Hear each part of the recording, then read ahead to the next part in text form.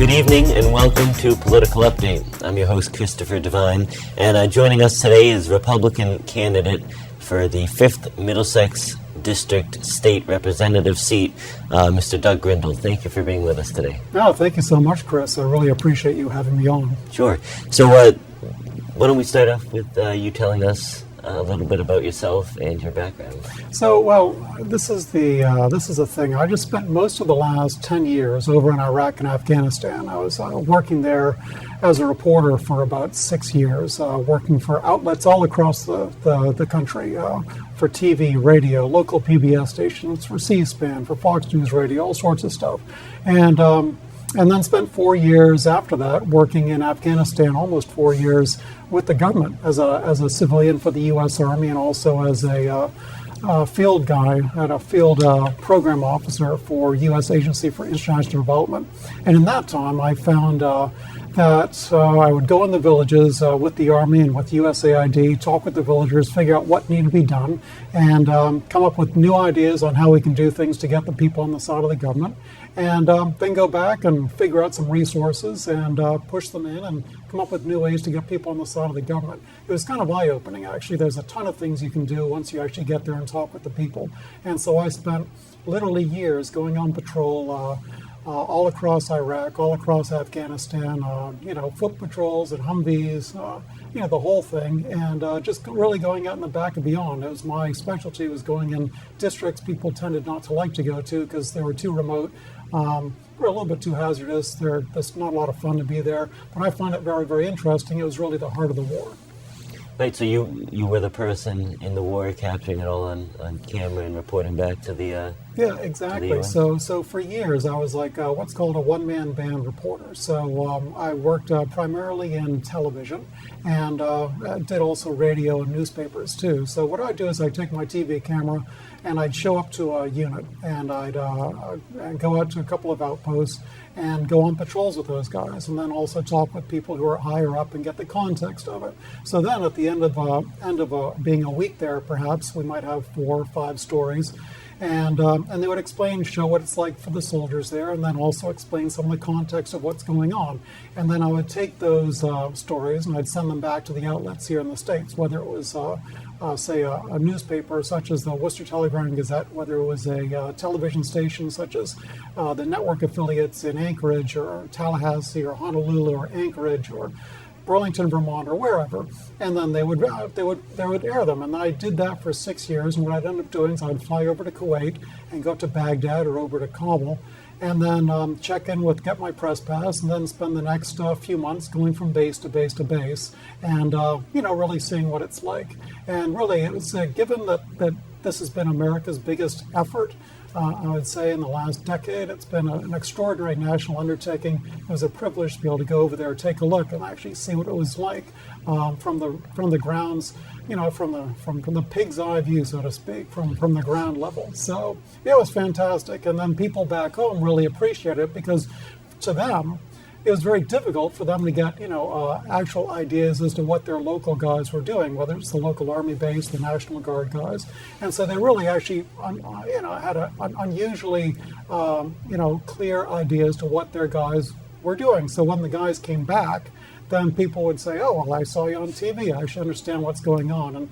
And the TV stations and the other stations, the newspapers, they would say, well, if you're going again, we'll take more stories. And so I had a relationship with some of these outlets extending for years. And I did almost 25 documentaries, for instance, for C-SPAN. And it's just terrific that people care that much that they actually want to have it on the television, on radio, and in the newspapers.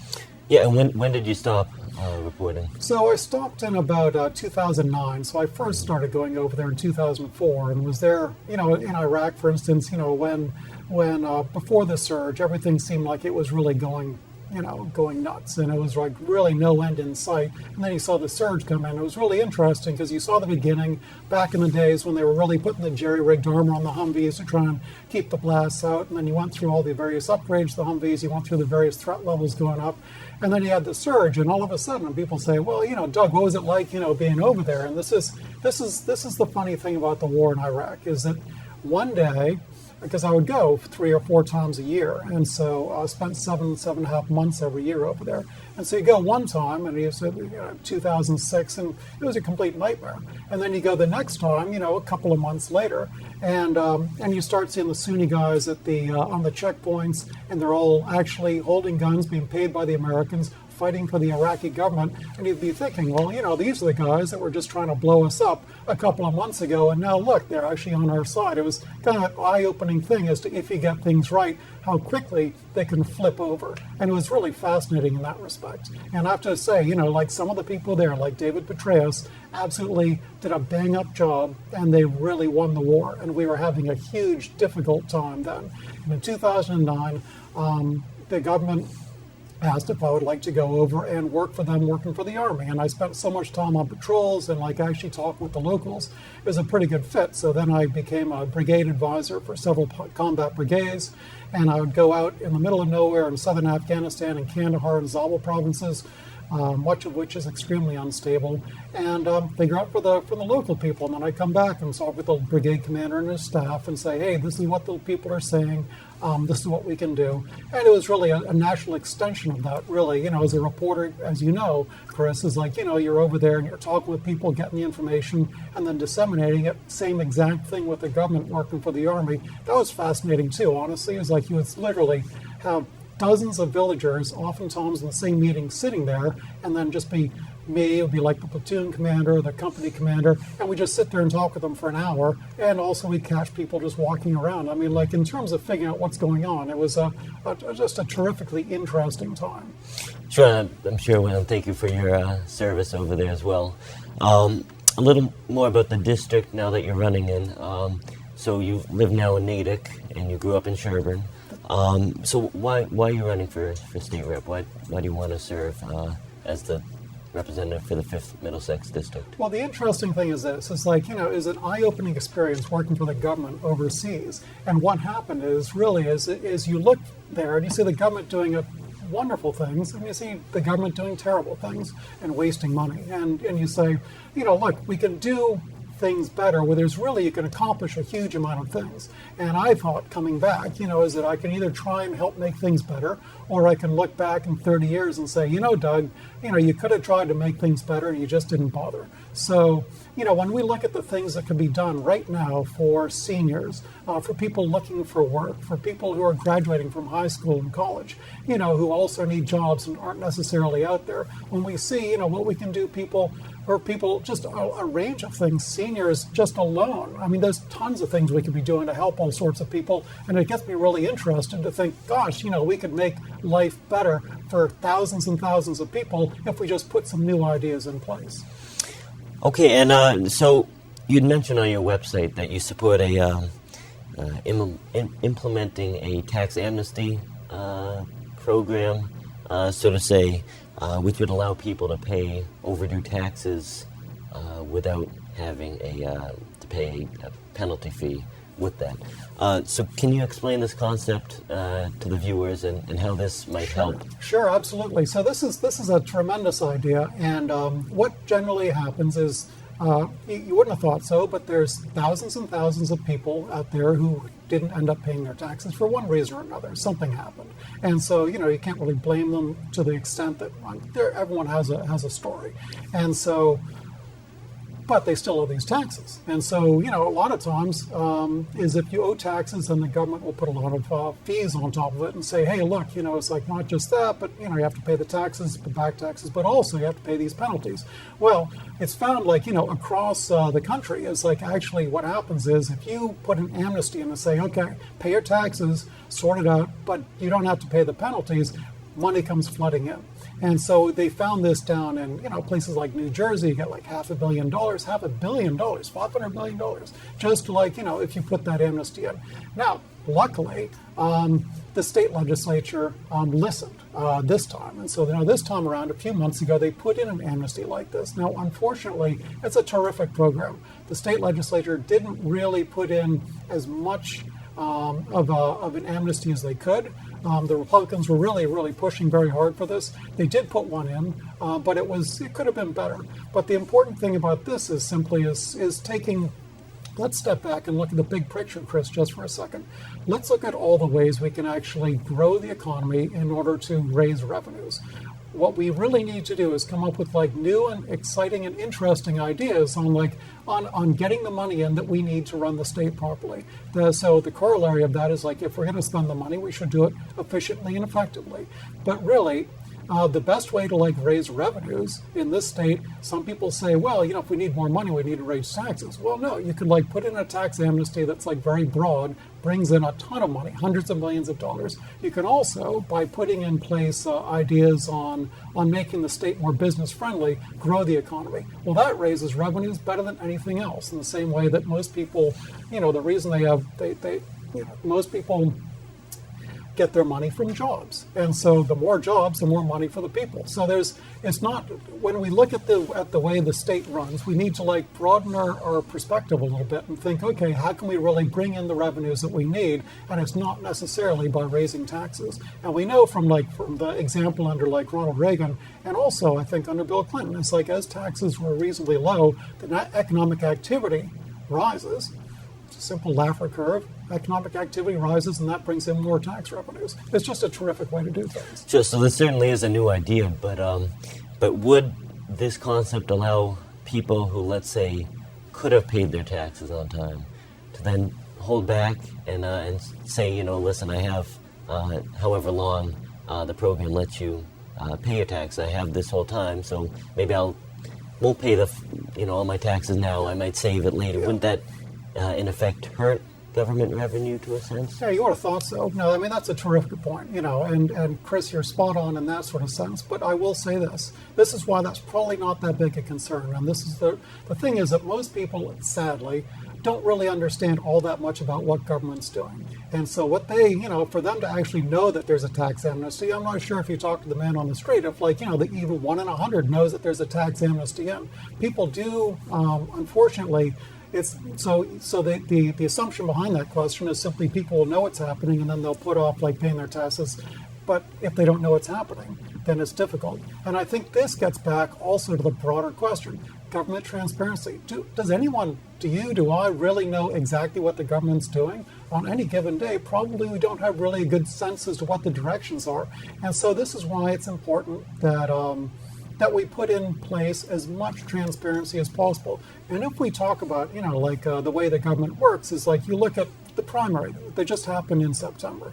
19% of people voted in that primary, and a lot of it's because they're put off by the notion of government, which is sad because government really helps a lot of people. But the reason they're put off by the notion of it is because they don't understand a lot about what's going on, which is why some of our Republican colleagues up at the State House a few months ago said, hey, look, why don't we have something where the committee votes are actually put online so that if there's going to be a vote in committee, people can actually see what the representatives did. Unfortunately, the Democratic leadership did not think that's a good idea, and they voted against any of those committee votes being put online. And was Representative Linsky one of those people who voted against? Yeah, he was actually, yes. I mean, Representative Linsky has voted with the leadership 100% of the time in the last year. Speaker DeLeo didn't like that idea. I can only guess why he didn't like it, but it's, the simple fact is that it would be great if people could really start to take an interest and say, hey, look, this is what my representative did. Oftentimes, in order just to figure out what people are doing, they really have to look at the newspaper and hope they catch the right article at the right time. The transparency thing is here's a huge issue in government. And so the more that we can get that information out, and then that, it's just good for government, it's good for the Commonwealth, it's good for democracy. So it just doesn't make any sense to me to do anything that really cuts back on that transparency sort of thing. But I think that, unfortunately, when we look at what's going on in Beacon Hill, and this is one of the things which is concerning not just for me, but for a lot of people, is that they say, they look up there and they say, oh, it's the same old thing. It's like, this stuff has been going on for years and years. You can't change it. And, and to a certain extent, that's absolutely true. I mean, Chris, you've been following this stuff, and you know about the probation scandal. So the probation department, the former head was dragged into court, as long as his 2 deputies, and basically was accused of of running a quid pro quo, basically for giving away jobs in return for his budget for his department being protected. And so, and he got thrown in jail, or he's being sentenced for doing just that. He was convicted for doing just that. And the prosecutor on that, at the same time, said that Speaker DeLeo was, and I quote, an unindicted co-conspirator. And all of those guys up there in the leadership, it's very, very troubling, is that they get enmeshed in this system, and it becomes sort of like, this boys' club. And it turns people off, and that's why I think people look up and they say, shoot, why should I bother voting? It's like, I'm not going to vote. So you have like 19% of people voting in the primary. It's just a troubling thing, and so it's time for a change. I don't think they don't really like it. This is the 21st century. People have like like the internet on their phones. It's a crazy thing that we be harking back to a system, which smacks of Tammany Hall 100 years ago. And so, I think that people find that very, very troubling. And another big issue, especially in Massachusetts right now, and across the country, that people seem to be focusing on is the minimum wage, whether or not it should be raised. There's been a debate in the Massachusetts legislature before.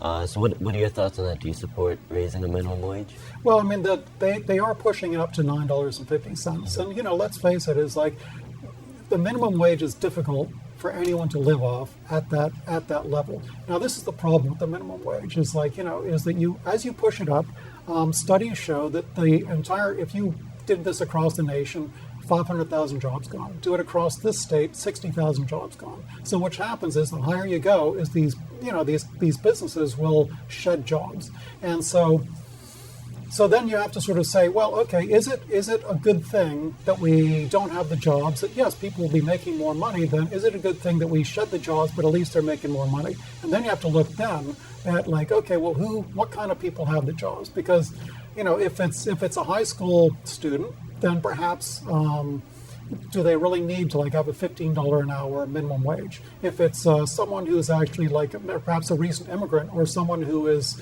working their way up, a recent graduate from high school, something like that, or maybe it's a single mother with with a kid, then perhaps the need is different in terms of like a high school student who's trying to make an extra $4 an hour is different. Their needs are different from someone who's trying to support a family and they have a child as well. And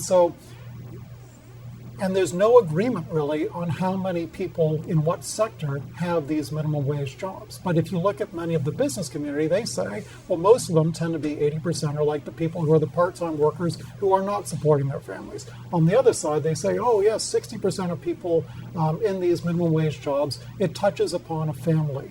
Well, the problem with that, in looking at it, the way I sense, of what the truth is, and it's difficult to find the truth, as as a reporter, it's just difficult to see what the heck is going on. People spin this stuff all the time. As best I can tell is that the estimates where it touches on the family actually also includes all of those, those high school students and whatnot. So I think that the number of people who are actually looking at minimum wage jobs to and that's their sole source of income, is relatively low. And so then what we're really looking at, okay, well, that's good for them, but then there's going to be less jobs on top of it. So it's troubling to me to push it up to $15 an hour. Perhaps an increase where it ends up at $9.50 might be about right. But as you go up and up, the jobs drop off. And then it is really, and it's troubling in the sense that now it's government saying, you can have that job, but you can't have that job, which is essentially what it is. And it's a difficult line to draw, I have to say, but I would say the advocates that say $15 an hour, this is not generally New York City where the protests have been enormous. I think that it's probably too high at $15 an hour, honestly. So I think it's just difficult given the sense as to who's doing what. Okay, and for the minimum wage, you do support reevaluating where our economy is, let's say in 5 years, if prices of food and living go up, we should then reevaluate the minimum wage? Is that something that you would if we look at the minimum wage over the last 40 years or 30 years, it's just, it inches up. I mean, I think it started out at $2.50 or something. So, we absolutely have to reevaluate as we go along. So, but again, what I would really, really like is for both sides to at least agree on the basics as to what kind of people are employed in that.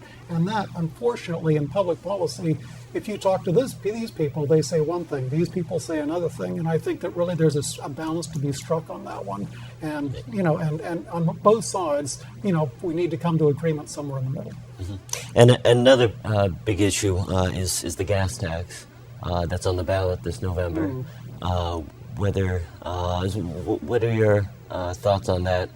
Should the gas tax be indexed every year, or what are your thoughts? Well, if we look back to 1773 and we had the Boston Tea Party, that essentially came down to the crux of no taxation without representation. December 16th, 1773, I believe, is when they had the Boston Tea Party. And, and no taxation without representation is a principle which it seems to me that our country was pretty much founded upon. So I find it troubling that, why would we have a gas tax where we simply refuse to have a vote? If you want to increase the gas tax, by all means increase the gas tax, but by golly, let's have a vote so people are held accountable. And so it's just, people say, oh, well, unless we index it, we won't get the money. Well, of course you can get the money if you want to. Just make a vote and vote on it that it should go up. But everybody, this goes back to the transparency thing, Chris, of what we talked about. If you don't understand what's going on and these things happen automatically, then it's a pass for the leadership, for the people, for the same old system. It's a pass so they can avoid a vote. And I think that is a fundamentally difficult and wrong position to take, simply because, as far as I can tell, it's not just sort of like, it